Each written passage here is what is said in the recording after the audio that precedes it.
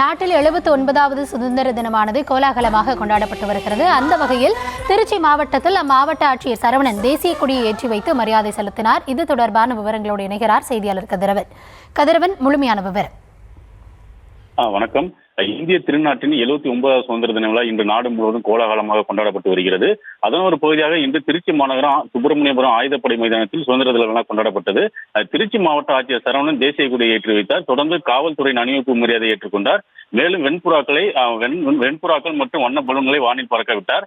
தொடர்ந்து சுதந்திர போராட்ட வீரர்கள் மற்றும் அவர்களுடைய வாரிசுதாரர்களுக்கு பொன்னாடை அணிவித்து மரியாதை செய்தார். திருச்சி மாவட்ட அளவில் சிறப்பாக பணியாற்றிய காவல்துறையை சேர்ந்த 25 பேருக்கு பாராட்டு சான்றிதழ் வழங்கினார். மேலும் 10 பயனாளிகளுக்கு 18,05,000 மதிப்பிலான நலத்திட்ட உதவிகளை வழங்கினார். அதனைத் தொடர்ந்து சுதந்திர தின விழாவில் திருச்சி மாவட்டத்தை சேர்ந்த பள்ளி கல்லூரி மாணவர்கள் கலை நிகழ்ச்சிகள் நடைபெற்று வருகிறது. இந்நிகழ்ச்சி திருச்சி மத்திய மண்டல காவல்துறை தலைவர் நிர்மல் ஜோஸ், மாநகர காவல்துறை ஆணையர் காமினி, டிஐஜி வருண்குமார், திருச்சி மாவட்ட காவல் கண்காணிப்பாளர் செல்வநாகரத்தினம் உள்ளிட்ட பலர் கலந்து கொண்டனர்.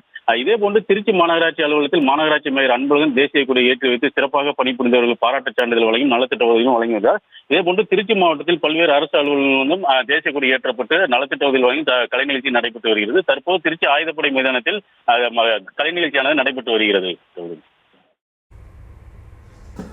விவரங்களுக்கு நன்றி கதிரவன்.